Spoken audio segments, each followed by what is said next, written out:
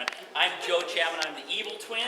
And after this slideshow, you guys will actually see that I am the evil twin. Okay. I got a story to tell you. I'm Jerry's older but much younger brother.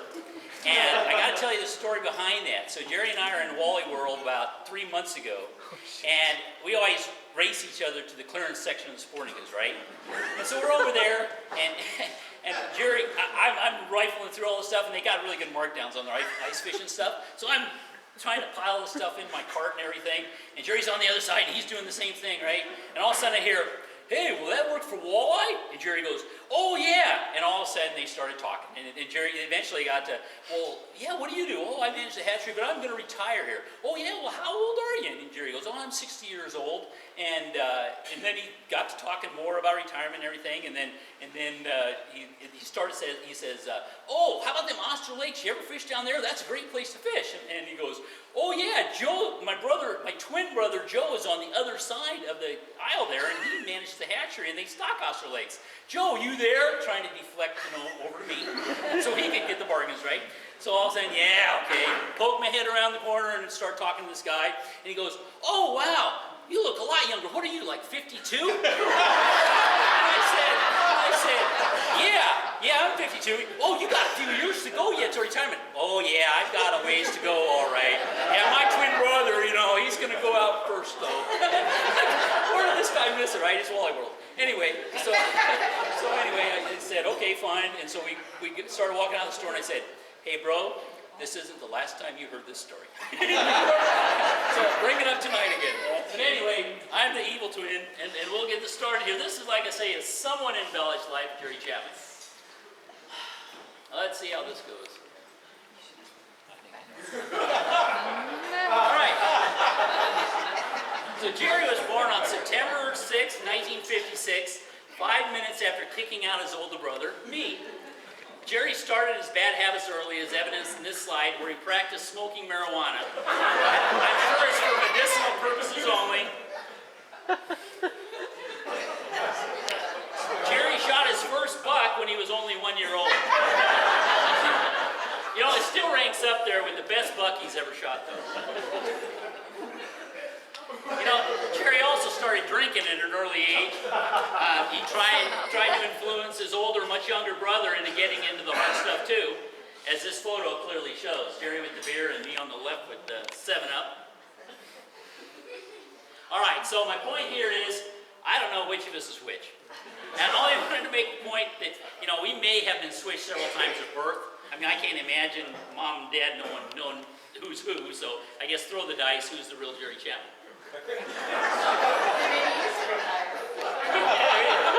That's got 6 years ago. That's right. So this is Jerry in the 2nd grade. It's hard to believe anyone could look that innocent, yet have so much law-breaking potential. At such an early age. And Jerry got his first boat when he was 16, and it was finally named the Titanic. However, it was a short-lived affair, as you will soon see. The rest of the family got kind of tired of eating off the countertop, and Jerry later informed us that this boat wasn't very seaworthy in the waves either. Luckily, the pond it was pretty shallow, and he was able to retrieve the Titanic, and we got our dining room table back. So Jerry's 2nd boat didn't fare much better. He decided to fish and drop the anchor in a pretty poorly chosen spot. You guys probably see the big plane coming in? Anyway, so he gave up on the 2nd Titanic, and after that he decided to make an amphibious vehicle. And I'll be honest with you, that didn't work too well either, because the local hillbillies started taking pot shots at the pontoons and sunk the 3rd Titanic. Hey, that was good. I remember that. So life continued to spiral downward for Jerry when he took a job while attending college as a hitman for a local Colombian cartel. Columbia, Missouri, that is. This is beautiful. These bad lifestyle choices and reckless abandonment of the law did not go unnoticed by local law enforcement, and Jerry was locked up behind bars. In an effort to get him to change his ways, his older, much younger brother convinced him to move west and start a new life. So after graduating from the University of Missouri, oh, there he is. From the University of Missouri in 1981, Jerry headed west, taking everything he owned plus $200 in a 1964 Dodge Dart. His car broke down in Buell, Idaho, in an apartment he found in the local classifieds. He figured it was destiny and took the apartment and started working at Rimview Hatchery, which is a private hatchery just south of Wendell, for minimum wage plus all the fish he could eat. He thought it was a pretty good deal. He immediately went to work trying to eradicate the fish and wildlife of southern Idaho. Dang. He's there. Local hatcheries had to stock more fish to account for the sudden decrease in the fish population.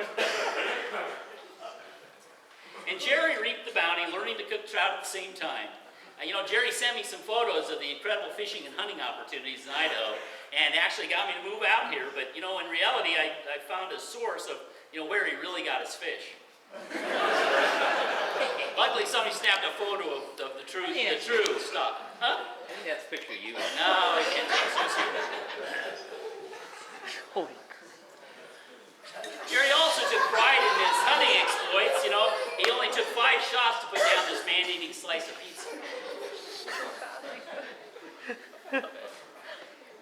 And then Jerry made a trip back to our namesake, Chapman, Nebraska, to hunt pheasants, and in a week removed more pheasants within a 10-mile radius of town than the entire town population of 350. Jerry also had a suicidal streak in those early years. He forked over some hard-earned cash for a flying death trap. He even managed to get the ultralight glider off the ground a couple times before realizing the error of his ways. When did we get rid of that? A couple years ago? It was a story. What? Finally, I just had to give up and called in the personnel from the local psychiatric ward, put him in a white suit. After a short stay in the sanitarium in 1985, Jerry got a job with Idaho Fish and Game, working at Sawtooth Hatchery, where he could steal fish and not use a fishing rod. Somehow, he was promoted to Pacimaroy Hatchery, and after a quick 3 years of decreasing the duck, goose, salmon, and steelhead populations, got promoted to Ashton Fish Hatchery. And I think Bob's back here and he can attest to this, but his supervisor was having a hard time finding fish to catch and birds to shoot and wanted him out of there. So, time for a promotion. While at Ashton Hatchery, Jerry was bribed by the fisheries chief, Steve Huffaker, who offered Jerry $20 if he would take a good friend's daughter out on a date. Well, the date turned out pretty well, and after a year and a half, Jerry proposed. That's for the second time. You guys got to remind me to tell you about the first time he proposed. He didn't even know what was going on, but anyway, it's a good story. And surprisingly, Killeen accepted, and Jerry crossed another bridge in his life.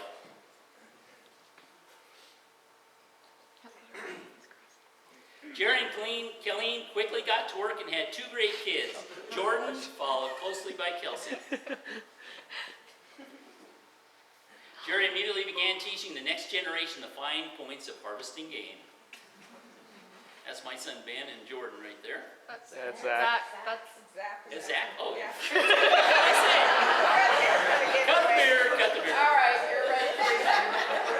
Yeah, I'll be going next. The kids were dead ringers to their father and kept the freezer stocked with fish. Jerry likes the fact that 2 more kids meant 2 more limits of fish, and actually suggested a much larger family. Luckily, clearer heads prevailed. Killeen, unfortunately, was diagnosed with breast cancer in 2005, but after a hard battle of 5 years, beat it. Well, almost. 5 years later, it metastasized into her liver and took her life quickly. Killeen's motto was carpe diem, or seize the day, and she lived by it. And I think everybody here can attest to that that knew her. We all miss her very much, especially the hole in the hearts that she left. She was absolutely an incredible woman. Jerry loved to take people fishing and was always assured he could bring back fish if he had enough people in the boat. and no doubt most of you guys have fished with Jerry, whether it was for crappie, perch, walleye, or sturgeon, right? And some of you may have been lucky enough to have him pull you behind the boat, too. Oh, jeez. This picture is worth 1,000 words, man. Is that good? Jerry, who are those? Is that Alexis and Elsa?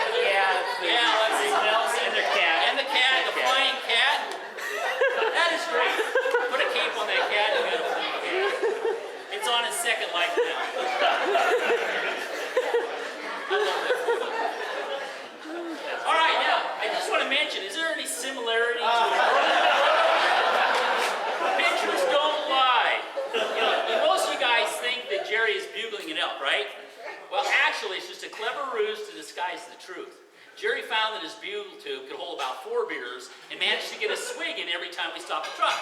And it took me a while to catch on. For the longest time, I just figured he had a bad bugle and he wasn't getting any noise out. He put it up there and nothing would come out. And anyway, meanwhile, Jerry's, taking a swig and then 2 and then 10.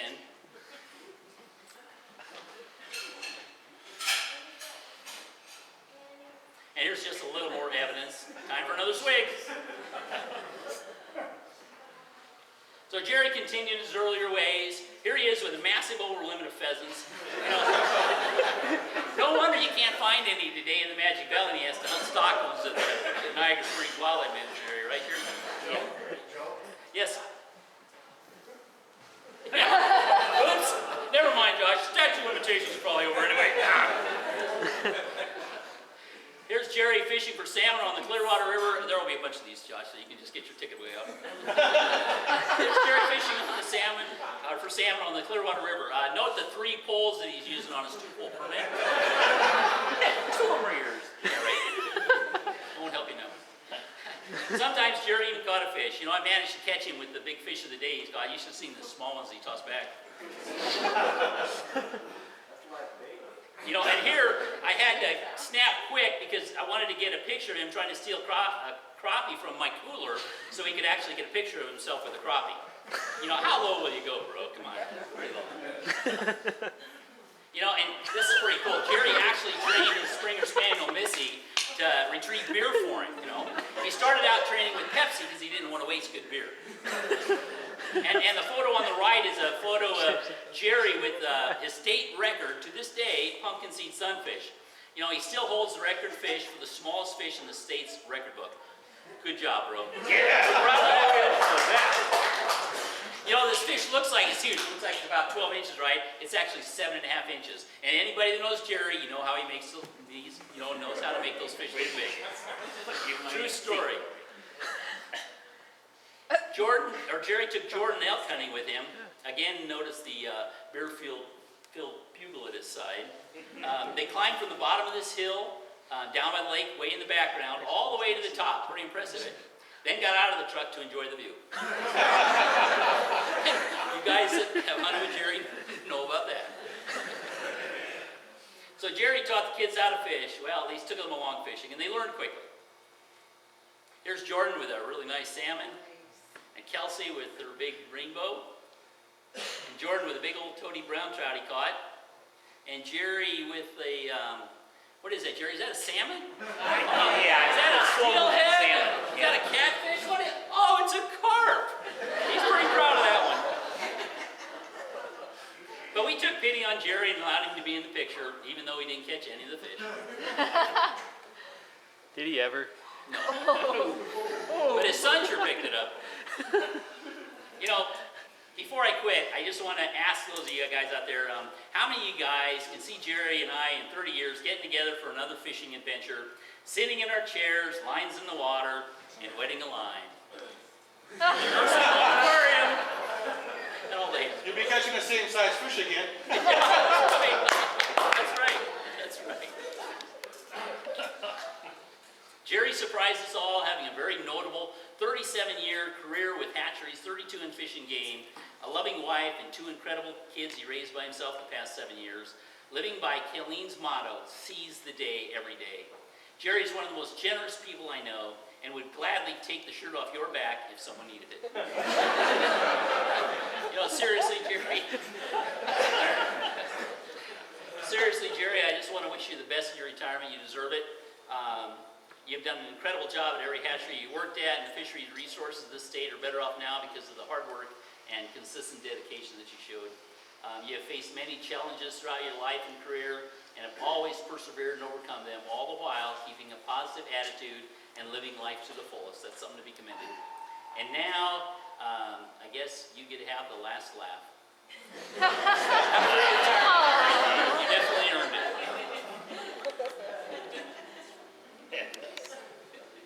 Good job, bro. That's all I got. Thank you.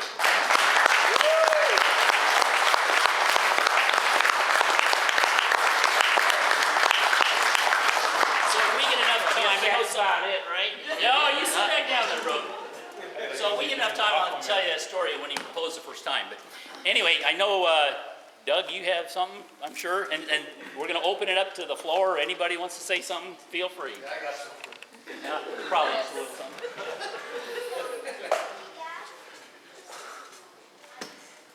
Everybody needs to be really thankful that Jerry did not ask him to come help him move. What load are you on now?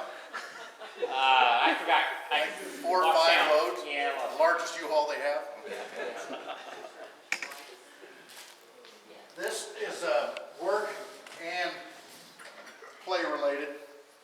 This is Nice. a really nice story that happened a few years ago. This is Cabela's Monster Fillet Board that we got for him. It's made in the USA by Chapman Industries. And the idea for this board was furnished by Idaho Power. When we got these at the hatchery, they were used as jump screens for our raceway. And everybody looked at Chappie and his eyes were this big.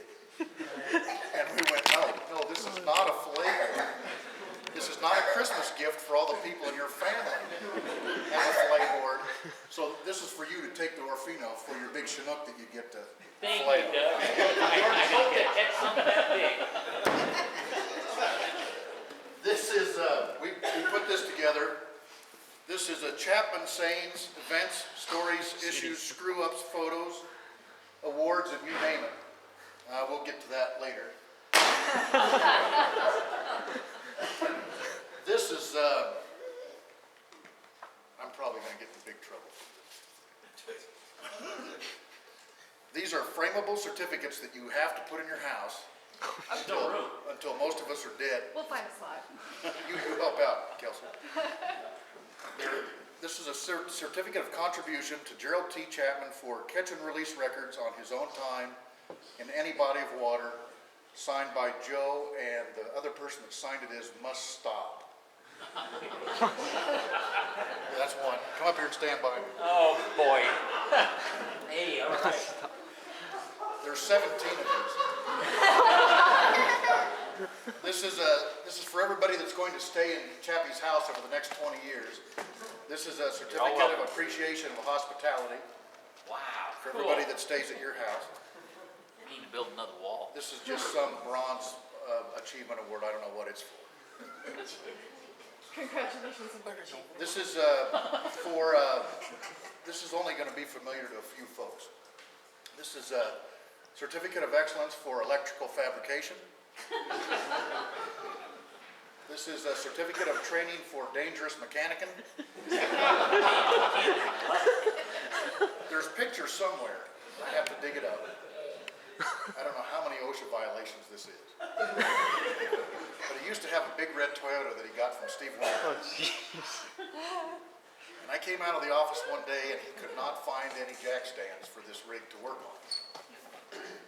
What was the closest thing you had to use as a jack stand? I can't remember, Doug. Bat boxes. Bat boxes to hold the truck up so he could climb underneath it. So there's a picture. That was pre-forklift days. Yeah, okay. This one is a certificate of ownership for your dream home. That's actually kind of a neat one. All right. This is for best bullshitter. Here. No, that's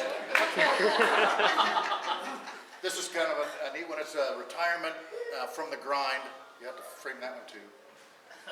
Distinguished Service Award for above and beyond the call of service of duty from your first day in 1985 to your last day, which is today. All right. This is my favorite. This is the one I'm going to get in trouble for.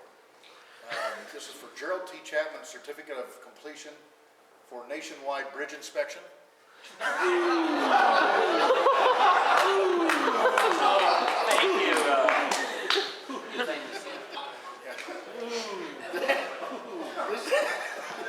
Oh, boy. This is Certificate of Achievement for Plumbing 101. There you go. There you go. Okay. This is another one I'm going to get in trouble for. This is a Certificate of Excellence for Sanitary Engineering.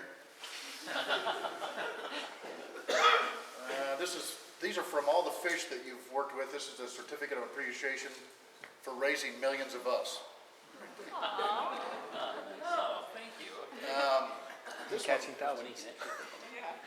where's Leslie?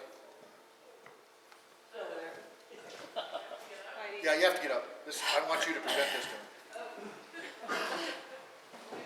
You know, it definitely feels like 30 years when you get this close.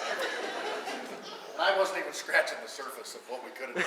I didn't see the Burger King thing. I don't know anything about a story about that yet. Uh-oh. You need to read this. I don't know about this one. You need to read that and then give it to him. This is a certificate of appreciation for animal care. I had nothing to do with it, but this goes along with it. These are some of Missy's favorite treats. Just so you know. Thank you, Leslie. That's good. Brian always offered to watch the dog, Missy, when I left, and he just said, hey, Leslie, yeah, that's what I said. And Leslie ended up taking care of her all. Let me,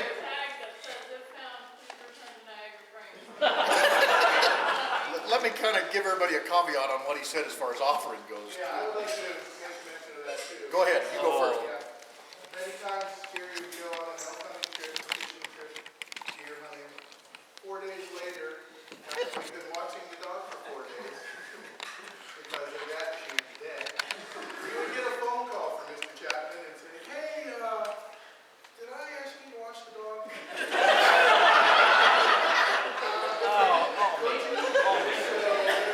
It's a little too that. Yeah, we believe you, Brian. I might have a hard time getting through this after what Joe had to present up here, but before Colleen died, she made me promise that there was something I had to do for you, and it's on a funny nature, you know it is. And many times when Joe and Jerry would head off to go hunting, the same thing would happen that Brian just talked about was be with licenses and tags. They'd be up to where they were going to be going, and there'd be a phone call, and Colleen would come out of the house and go, I need your help. He drove off and left his elk tags and his deer tags and his license here at the house. What can we do? And I said, I don't know, hell with him. If he can't figure it out after the 8th time, I don't know what to do. He can go get a duplicate. So she made me promise that these are for you to wear around your neck prior to every hunting season that you go on. You have to wear these around your neck. This is your license. Hey, that's the same one I have. I'm using this one. 16. See that? This is your deer tag, Oh, sweet. and this is your elk tag. Very good. Now, she Very told me good. if I didn't do this, she would haunt me. And I know that would definitely be the case. And here's your contribution from the Youngs, now that you're retired. You'll need this Like a magnifying. seal. Yeah, you'll need that magnifying. Thank you, Doug. I'm gonna let Brian come up and tell this story, but around Niagara Springs Hatchery, we say this a lot. Hey, a whopper. If something surprises us, we go, hey, a whopper. If there's a fire or somebody's in a car wreck or someone cuts their finger off on the saw, we, hey, a whopper. I'll let Brian come up. Brian was there. Oh, this. I'm not done yet. Shake my hand and get out of the way. I'm gonna let Brian tell this story and then I'm gonna start up again. So in fall of 2000, Mr. Chapman offers to take me elk hunting in his secret elk spot in Island Park. So, having seen all those photos that Joe has presented of large bulls and good times at the campsite and everything, I said, sure, I'll go. These guys seem to know what they're doing. We're driving around, Jerry and I, we stopped for food on the way up. We get up to the campsite. They have their campers parked. I'm sleeping in a tent. Typical Island Park fall weather. Cold in the mornings, you know, frost, beautiful sunrises, but it gets hot in the afternoon. You're stripping your clothes off. You're warmed up. You're ready to go. We're riding around in Jerry's truck, and if anybody's ever been in Jerry's truck, you know they have a life of their own. You can find most anything in there. To repair anything, If you're short an article of clothing, there'll be something in there that you could use. It may be left-handed. It may be the one shoe underwear that don't fit. It's in there. We're driving around on day 5, day 6 of the previously mentioned 20-degree mornings, 75-degree days. He's digging around on his dash for something. I can't remember, an elk call, GPS, an elk tag. I don't know what it was. And he's piling through the debris and stuff and everything, and he just stops and goes, "Hey, a whopper!" And I looked up from what I was doing, and I went, "What? We purchased these whoppers the week previous. There's still a whopper on the dash." And with all seriousness, he looks at me and goes, "Do you think it's still good?" And I'm like, "Jerry, there's no way in hell that it's still good." I said, "The meat may be preserved by now, but the mayonnaise and everything, it's going to be rotten. You're going to die if you eat that." Jerry looks at me and goes, "Well, I don't want to waste it. It's got to be good. Is it still good?"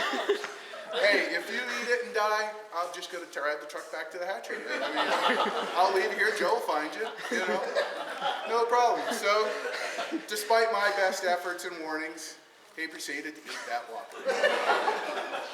To his And I'm credit, still here. he's still here, and it has never stopped him from eating food off his dash that he finds 2 weeks after putting it there. So, to his credit, he made it. He's got an iron gut and an iron will to do whatever he does. So I take this opportunity to thank him for, he hired me in 2000 as a brand new fish culturist. I worked for him for several seasons. Then I went and worked for Joe for 5 seasons. So it was so damn much fun, I decided in 2010 I'd come back and try some more. Hey, yeah, a whopper waiting for you. Yeah, there was a whopper on the dash when I got there. So just want to say thank you. Appreciate it. It's been a good time. You've driven me crazy, but you've taught me a lot. All right. Some of the best hunting That's what I try to stories. do. Some of the best hunting stories I tell involve you and your somewhat slower older brother. But I appreciate it, and we'll be seeing you in Orofino. Yes, you will. Come up. Come on up. Come up and hang out. So.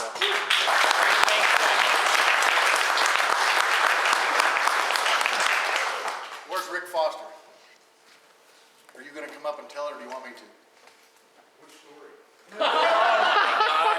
You know which one. Okay.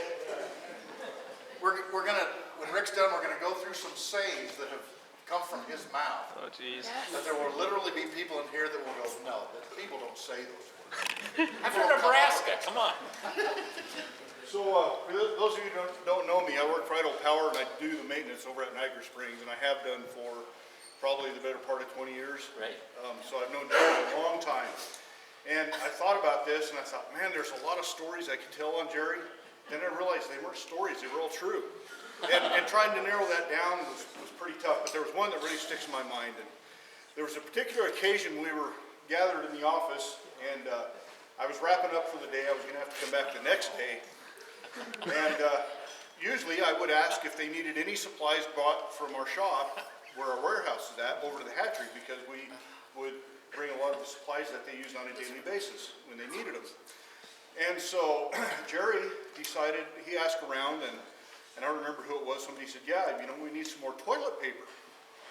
And I thought, okay, that's simple. I said, "Which one do you want, Jerry?" Because there's different size rolls for whether it's the outhouse across by the park or whether it was the facility restroom at the hatchery.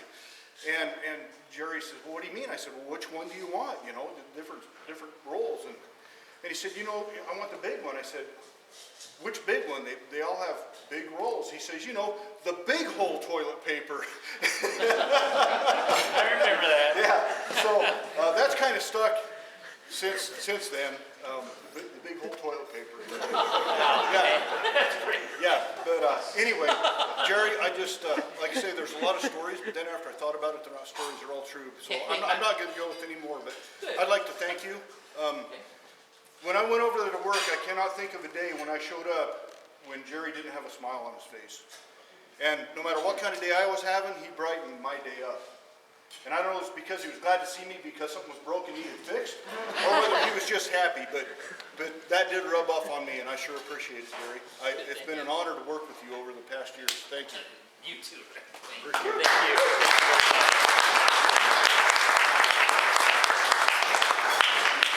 There's a couple of things that have come out of Jerry's mouth the past few years that literally the people in the office have snapped their heads around and went, did he really say that?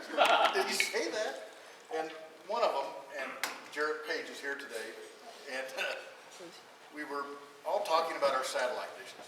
And what kind of program did he have? What kind of program? Do you have dish? Do you have direct? Who's got what? And Jarrett says, well, I get to watch college football, college basketball, everything. Whatever it is, I got a great package. Jerry says, well, I'm going to have to come down and take a look at your package. I watched Jarrett go, no, you're not going to look at my package.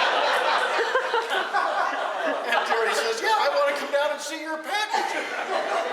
Jarrett says, no, you're not going to look at my package. And Jarrett says, you mean my satellite dish package, right? And Jerry says, well, yeah. So that's the kind of stuff that happens, and other things happen, and this is another situation witnessed by Brian.